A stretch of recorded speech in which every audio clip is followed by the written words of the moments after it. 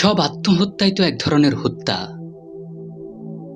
হাসান আপনাকে কে হত্যা করেছে এটা যদি কোনো কাগজে লিখে যেতেন তাহলে খুব ভালো হতো। এখন তো আমার সবাইকে খুনি মনে হচ্ছে। আপনার বন্ধুরা শোক সভার আয়োজন করলো, মুখ কালো করলো। হাসান, মুখগুলোকে আমার খুনি মনে হয়েছে।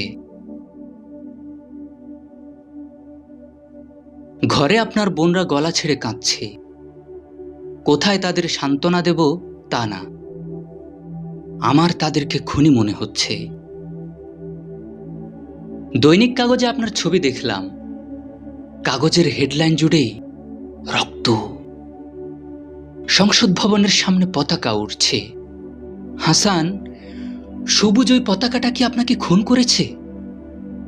এর চেয়ে কোনো চিরকুটে যদি লিখে যেতেন কে খুনি, সন্দেহ হতো না। হাসান, হাসান, পুনরায় আত্মহত্যা করার আগে আমার কথাটা ভেবে দেখবেন।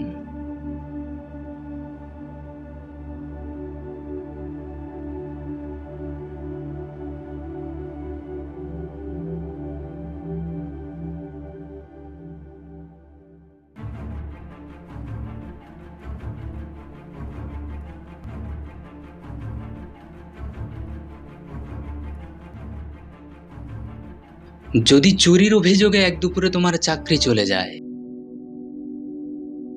আর তারপর দিন হাতে পাও তোমার বউয়ের ডিভোর্স লেটার,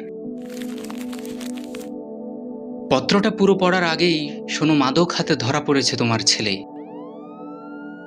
আর তোমার মেয়ের গোপন ভিডিও ছড়ায় পড়েছে পৃথিবীর অন্তর্জালে।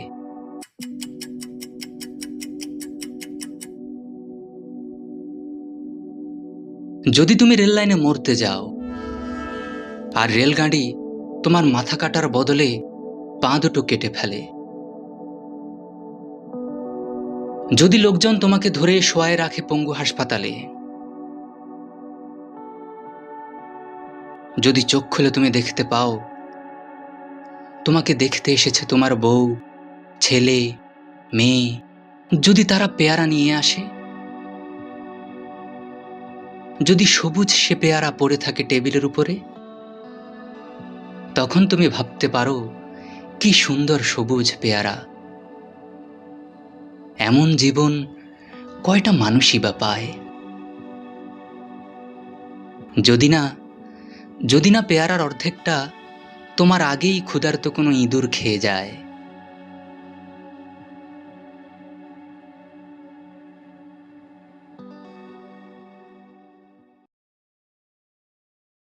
এই জীবন ভালো না লাগায় একদিন নদীর কাছে গেলেন। শোনা যায় যে নদীতে ঠিকমতো একটা ডুব দিতে পারলে অন্য আরেকটা জীবন পাওয়া যায়। আপনি সেই জীবনের আশায় ডুব দিলেন। ডুবটা খুব ভালো হয়েছিল, কেননা একটু পর আপনি একটা চিতল মাছ হয়ে ভেসে উঠলেন। এর পরের গল্প তো সবার জানা। একটা জেলে জাল পেতে আপনাকে শিকার করলো, তারপর বাজারে বিক্রি করলো। বাজার থেকে আপনার বাবা আপনাকে খুব দরদাম করে কিনে আনলো। তারপর আপনার বউ আপনাকে কেটে কুটে চুলার উপর তপ্ত কড়াইতে ছেড়ে দিল। জীবন একই রকম।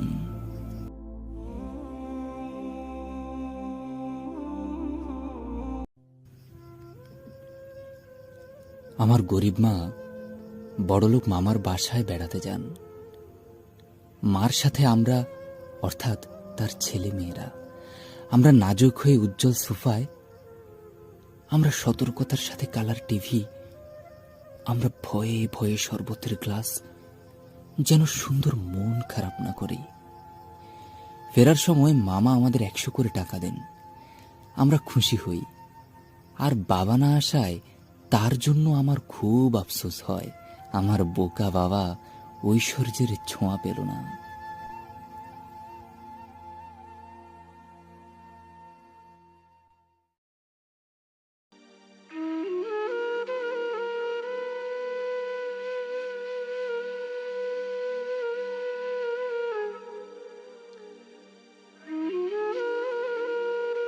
খোদা আমাকে মানুষ বানালো, আমি হতে চেয়েছিলাম বই, বাংলা বই, লাল মলাট। মোমের আলোয় বালকেরা আমাকে গলা ছেড়ে পাঠ করত। বাংলা বই, মোমের আলোয় খোদা আমাকে মানুষ বানালো।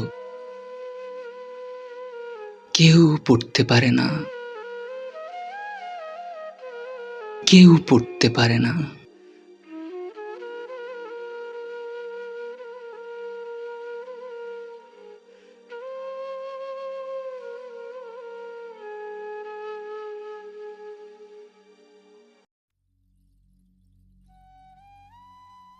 একদিন সব অবহেলা দ্বিগুণ করে ফিরিয়ে দেব। সব দাঁড়িয়ে থাকা, চেয়ার থাকতেও বসতে না বলা ফিরিয়ে দেব। ওই দিন আমিও খুব ভ্রু কুঁচকে তাকাবো, এমন ভাব দেখাবো যে কোনো কথাই শুনছি না, যেন আমার সময় নাই। আমি এ সকল ব্যস্ততা ফিরিয়ে দেব, সব অবহেলা দ্বিগুণ করে। একদিন আর কোথাও যাব না। আমার কবরের পাশ দিয়ে তুমি হেঁটে যাবে ঠিকই, আমি ফিরেও তাকাবো না।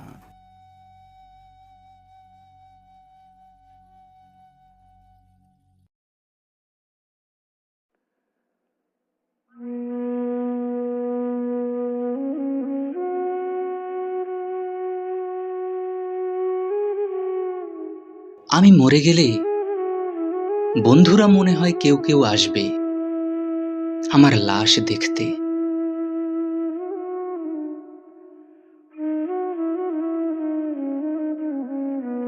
বলবে, ওর যে এমন হবে সে তো আগেই জানতাম, কতবার বারণ করা হলো, কে শোনে কার কথা। একজন বলবে, গত সপ্তাহে একবার ফোন করলো, কথা বলতে পারলাম না, বুধবার বাসায় আসতে বললাম, এলো না। একজন বলবে, বছরখানেক আগে 10,000 টাকা ধার করলো, তারপর কোনো দেখা নাই। আরে, আমি কি কখনো টাকার তাগাদা দিয়েছি? তাদের কাছে আমার অনেক ঋণ। আমি মরে গেলে আমার লাশটা বন্ধুদের খেতে দিও।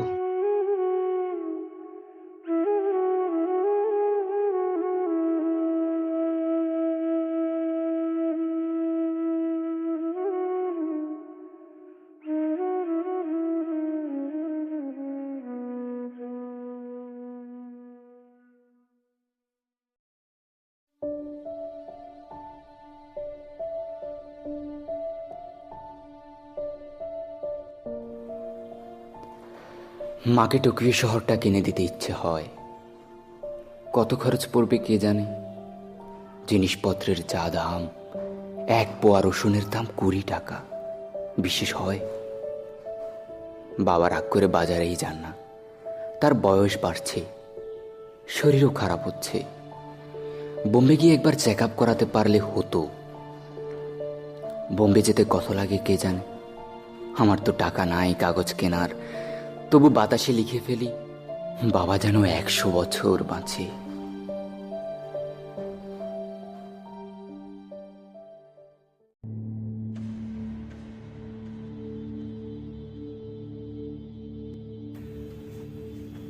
আমার বয়স একদিন বাড়লে আমার স্মৃতির বয়স 21 দিন কমে যায়। আর এটা এমন চক্রাকারে হয় যে হ্রাস বৃদ্ধির হারটাও ভালো মতো মেলানো যায় না।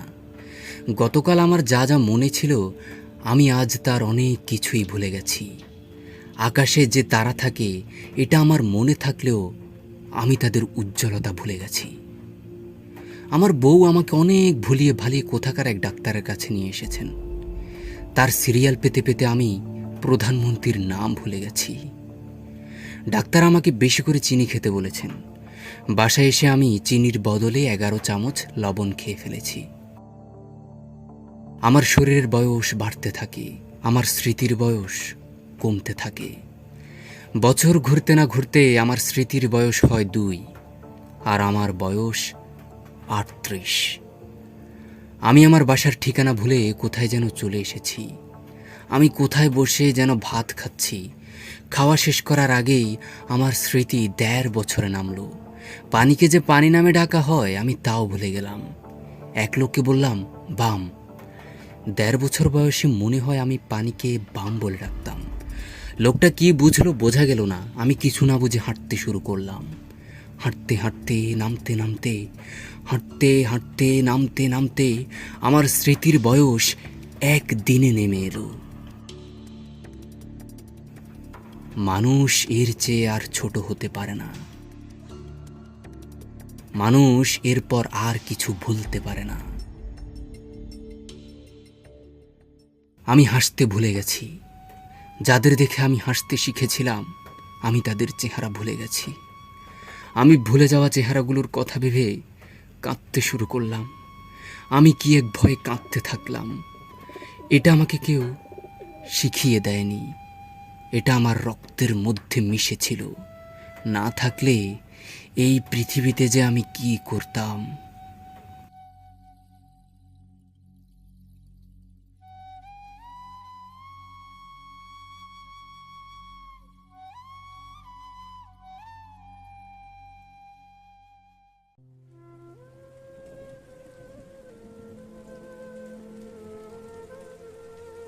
আমার বাবাকে একটি এনজিওর কাছে ভাড়া দিয়েছি। প্রতি সপ্তাহে ১৫০০ টাকা পাওয়া যাবে। তার বয়স কম, এই মার্চে ৭২ হবে। এনজিওর পরিচালক বলেছে বয়স ৮২ হলে আরও ৭০০ টাকা বেশি পাওয়া যেত। বাবাকে মাঠ কর্মীর কাছে তুলে দেওয়ার সময় তার চোখ ভেজা ছিল। চোখ মুছে উনি বলেছিলেন তুই পারলি। আমি চুপ থাকি। এর উত্তরে আর কী বা বলা যায়। মাঠ কর্মী তাকে পিকআপে ওঠানোর সময় তিনি আমার মৃত্যু কামনা করলেন। আমি অবশ্য তার দীর্ঘায়ু চাই। বাবাকে ভাড়া দেয়া ছাড়া আমার কোনো রোজগার নাই।